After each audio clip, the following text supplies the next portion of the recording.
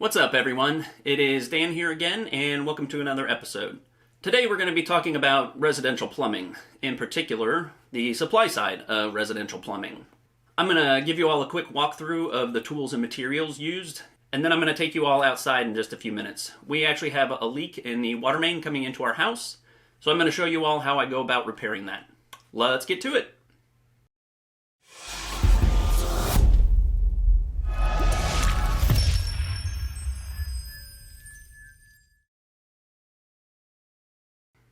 Okay, so like I said, today we're going to be talking about residential plumbing. And when it comes to residential plumbing in general, there's two systems. You have the pressurized supply side, which brings in fresh water, and then you have the non-pressurized waste side, which gets rid of wastewater. Today we're going to be talking about the supply side, though, the pressurized side. Other than a couple of niche use cases, in modern construction, you're going to find two different materials used. Alright, the first one is copper pipe, as you see here. It is pipe made out of copper. It is quite stiff, it does not bend very much, and in fact if you try to bend it too much, it will kink and crack. The other common option is PEX. As you see here, PEX is plastic. It's pretty flexible, so it can actually bend quite a bit. It's also malleable, and this is probably the most common material used in modern residential construction today. It is quickly replacing copper for many reasons. So let's talk about that. Copper versus PEX. Which one should you go with? What's the benefit? What's the downside?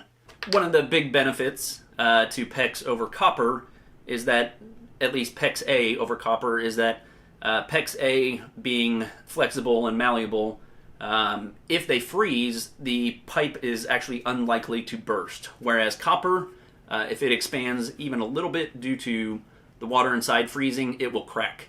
And of course, develop a leak when the ice thaws. So really, the main benefit to copper is its durability. Now, that said, copper is far more expensive, both in raw materials as well as labor versus PEX. If you go to a big box hardware store in general, you're probably only going to find PEX A or PEX B. PEX A is what I have here. It's much more flexible. If you're using PEX A, you have the option of what's called an expansion connection.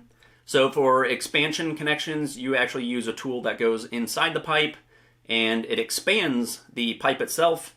And then you slide it over the expansion fitting, and then the pipe will actually shrink back down and form a watertight seal, as well as hold the pipe onto the fitting.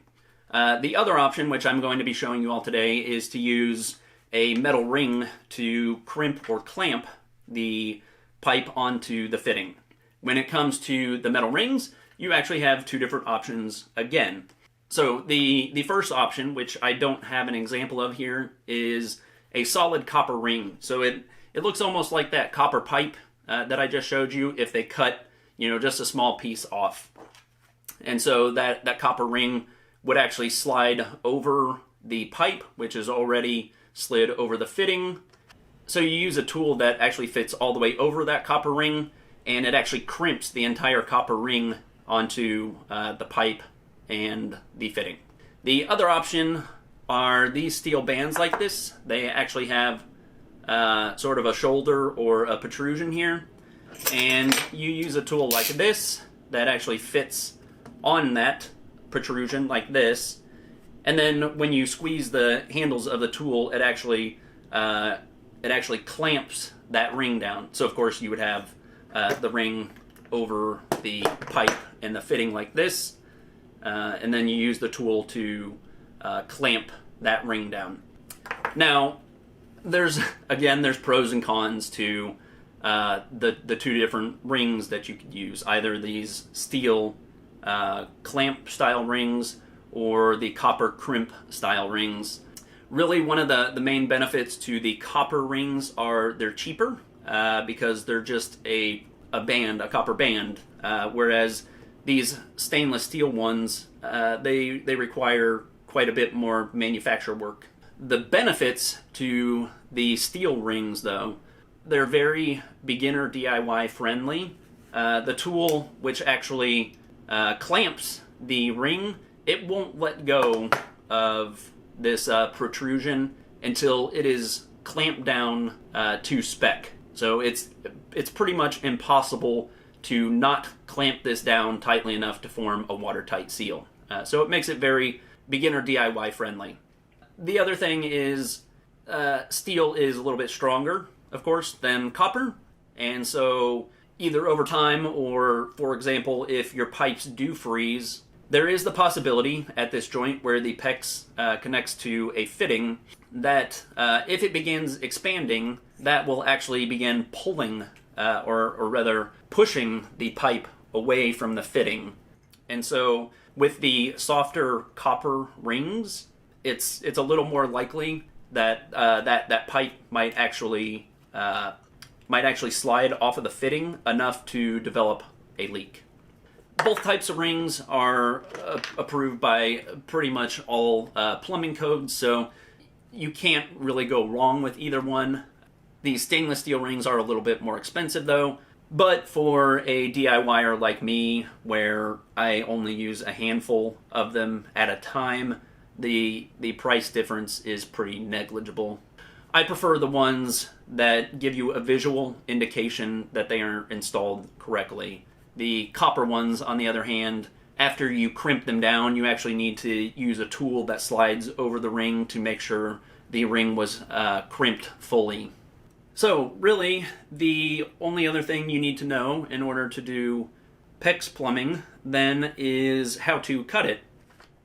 Now, the most ideal tool is a tool like this that has a blade, almost like a large pair of scissors, and that easily cuts through the PEX pipe. I can show you here. Very quick and easy to cut, like that. The benefit to this tool is it gives you a very nice clean and pretty square cut. You want your cuts to be fairly square so that when you push the PEX all the way onto the fitting, you don't have a wide gap on one side and not on the other. In that case, you run the risk of it developing a leak where there's that gap. So this is the ideal tool for cutting. There are a couple of other options. A ratcheting cutter like this. This is actually used for PVC, which is much harder to cut through than PEX. And so this one actually, as you can see, as the name suggests, it ratchets just a little bit at a time each time you squeeze the trigger. And that makes it easier to cut through hard, thick PVC. But this can be used to cut PVC as well. It would take a lot longer. But again, if you're a DIYer and you're just doing a small repair, that might not be a huge deal. And so if you happen to already have one of these, you can get away with using that. Now, in an emergency, you actually can even use something like a utility knife or a box cutter. That is less ideal though. You run the risk of not getting a nice clean square cut, or possibly even nicking and damaging the pipe. This is not at all the recommended way to do it, but in an emergency, say a pipe bursts and you've got a leak that needs to be repaired right now, you can get away with doing that. I would still recommend coming back with the proper tool and fixing it properly though. So, now that I have shown you all the supplies and tools you will commonly see to do plumbing repairs, I am actually going to take you all outside and show you an actual repair.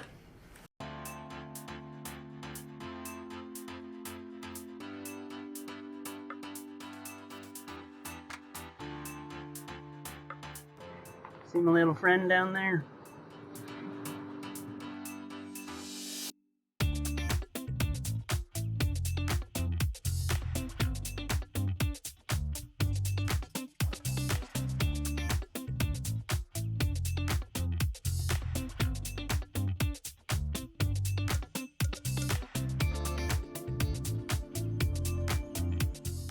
You can see, so you can even hear, I don't know if you'll be able to hear that on the camera, but you can see water movement right there, and underneath there's water dripping. So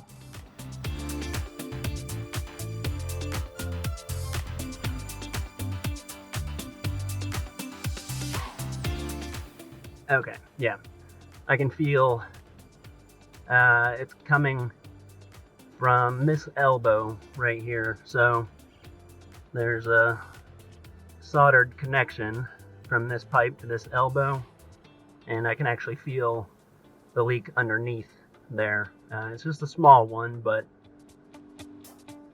you know, even just a small leak like this over time, that adds up.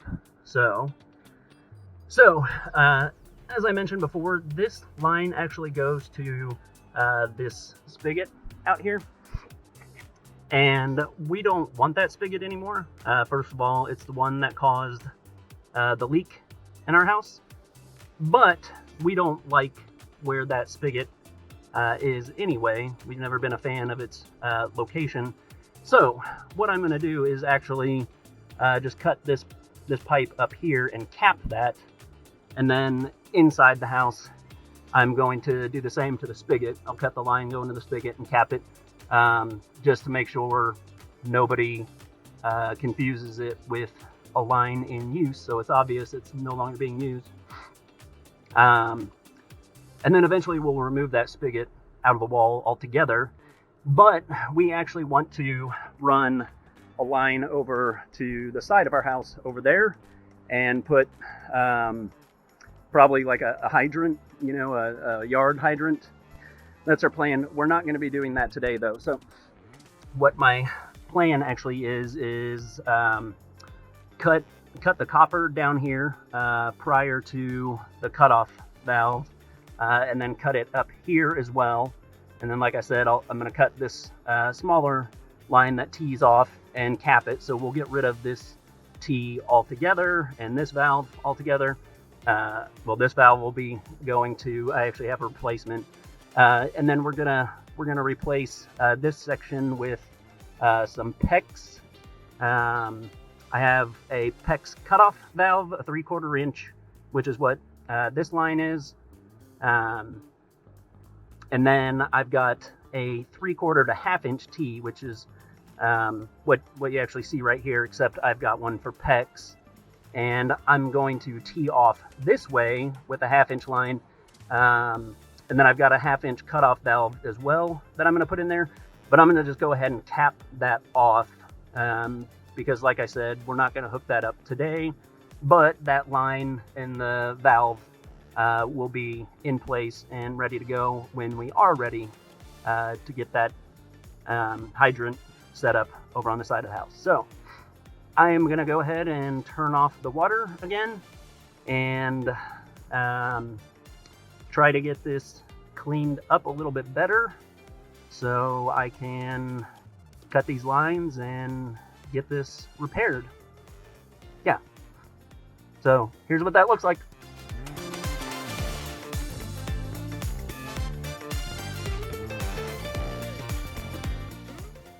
So this is the tool that I'm going to be using for cutting the copper pipe. So it actually has a couple of wheels or bearings on this side, and then on the other side it's got a carbide cutting wheel. And so what you do is you turn this knob and that opens and closes this, so you open it enough to slide it around the pipe, and then you tighten it up hand tight, and then you turn it around, and that carbide wheel will score the copper pipe. Then you turn it a little bit more and spin it, turn this knob a little bit more and spin it, and you keep doing that until this carbide wheel actually cuts all the way through the pipe.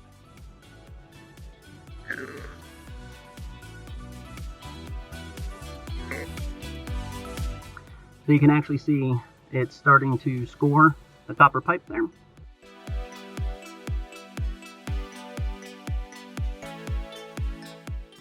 And just a reminder, do make sure that your water is turned off before you do this, because if you do this and the water is on, it's going to cause a very large mess.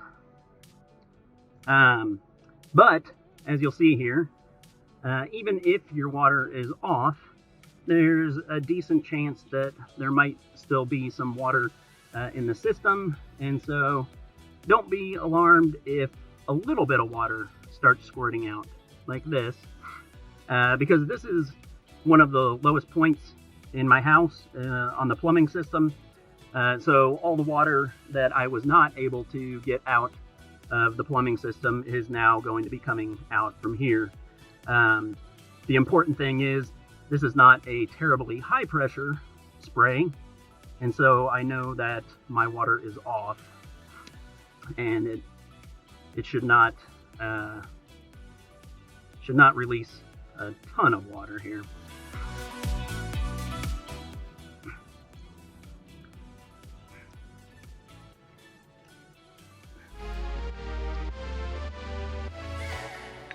Okay, so as you can see, that pipe is cut.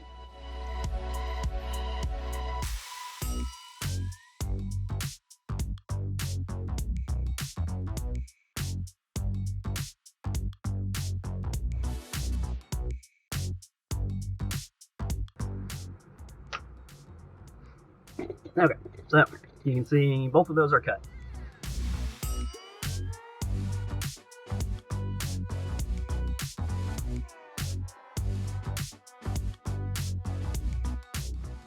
And there we go. So the old plumbing has been cut out. Okay, here's my plan. So this is called a sweat adapter. So this part goes over copper pipe and actually gets soldered into place. And so I've got one to go there and one to go here. And then everything in between is going to be PEX.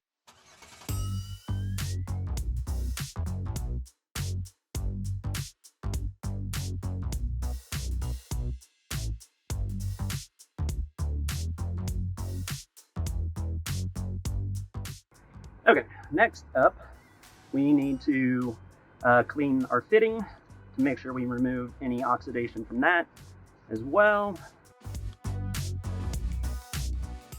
And then next up is flux. So you apply it to both the fitting and the pipe, and you just need a very small amount, just enough to lightly coat both the fitting and the pipe.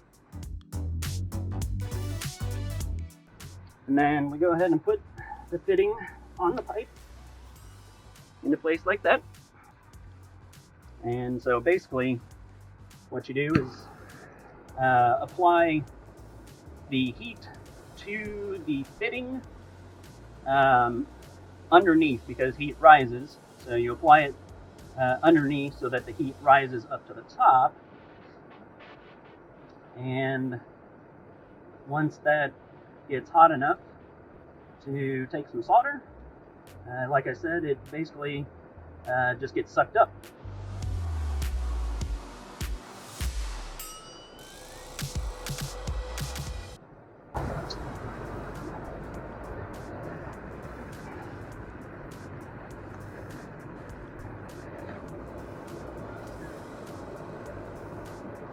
Now,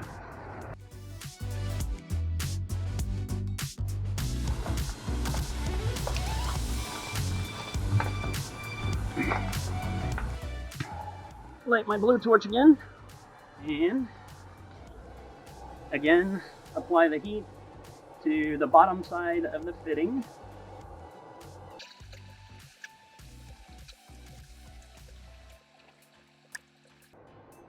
Okay, there we go.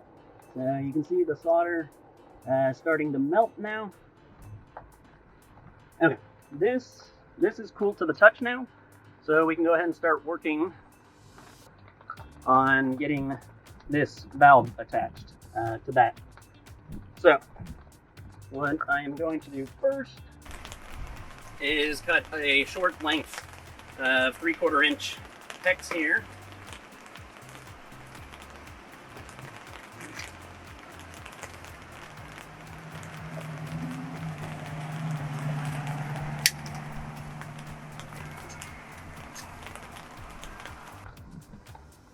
So basically, we just need it to be long enough to fit over this and over this, and yeah, that's all we really need. In fact, that might even be a little bit too much. I might not want even quite that much.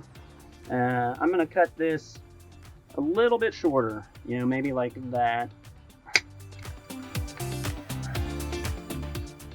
I'm going to clamp this pipe onto this valve right up here so you all can see it up close while it actually happens. So we now get this started. So you can actually see as I push this down, it begins squeezing that clamp. Those jaws here are squeezing that clamp. And like I said at the beginning, this tool, it will not release until that clamp is fully seated. So there you can see the tool opened. So that means our clamp is fully seated. We're going to attach this one now onto the supply coming in.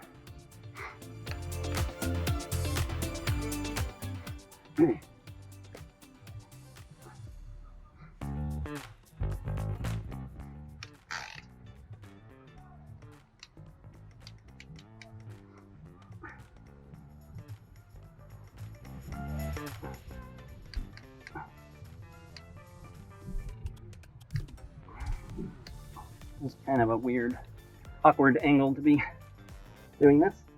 There we go. Okay, so that valve is permanently attached now.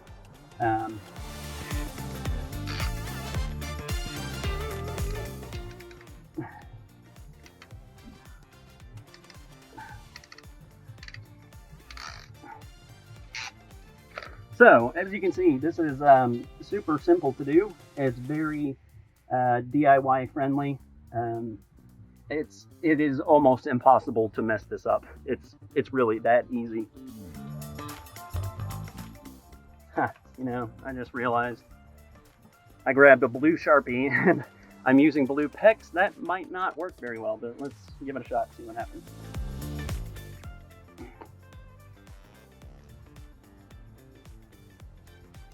Oh, okay, never mind. You can see it all right. So, give that a cut right there. And let's do a dry fit. That looks like that'll fit just fine, like that.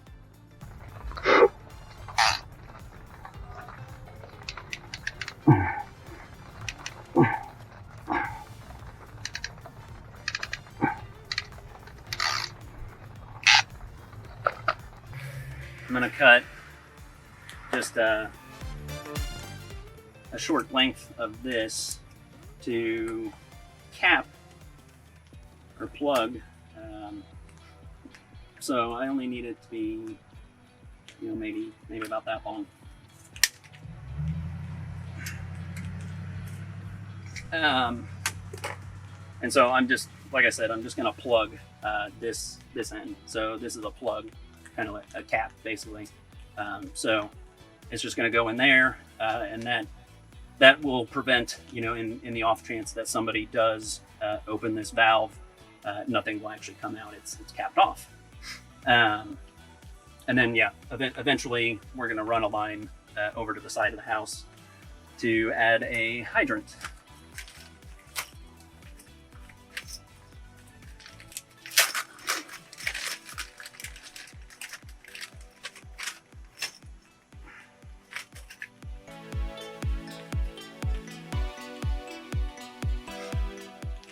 You know, one of the great, I forgot to mention, one of the other great things about these steel bands is you only need one tool to do all the different size, well, most of the different sized bands. Unlike the copper bands, that requires a different size tool for every size pipe. But since this this tool is just clamping the steel band from that little protrusion. It's the same size tool for all the size bands that you would be using in a residential setting anyway.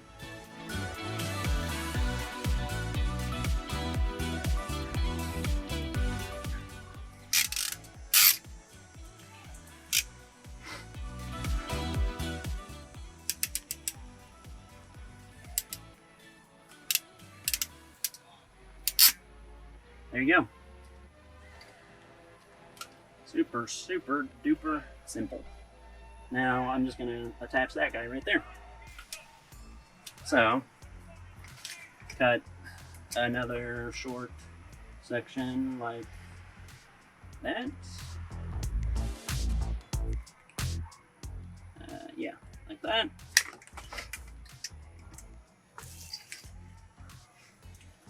That'll go like that. That'll go like that.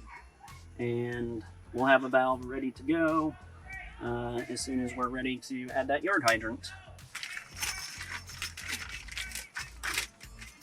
By the way, too, these, I mean, the copper bands can too, but these steel bands, I'll do a separate video, but you can actually cut this protrusion, and that will actually release the band. And so,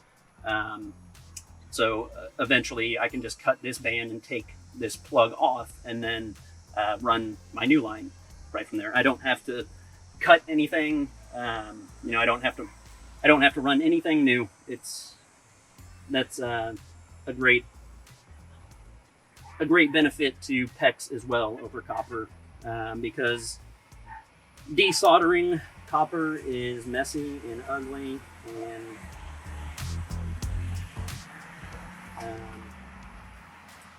yeah, it's oftentimes preferable just to cut the old fitting out entirely and replace it. So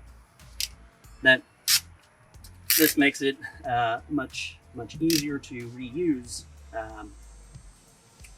fittings and valves and whatnot.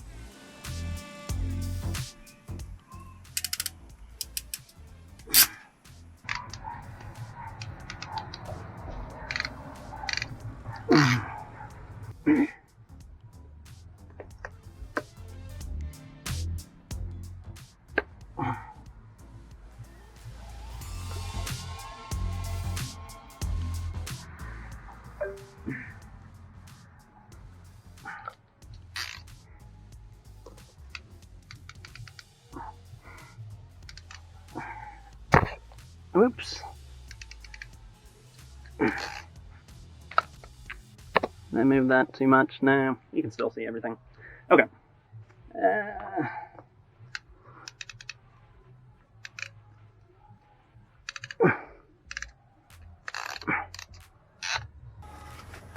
Okay, so now I'm going to turn the water back on at the street from the water meter, and we'll make sure there's no leaks.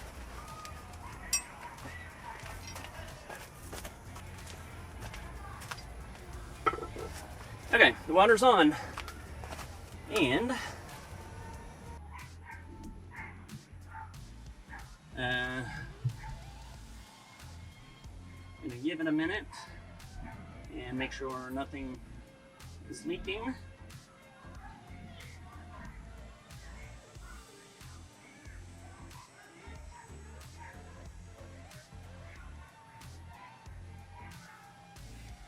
Yeah, I don't feel a single drop coming out. Okay, so that's it. The leak is repaired.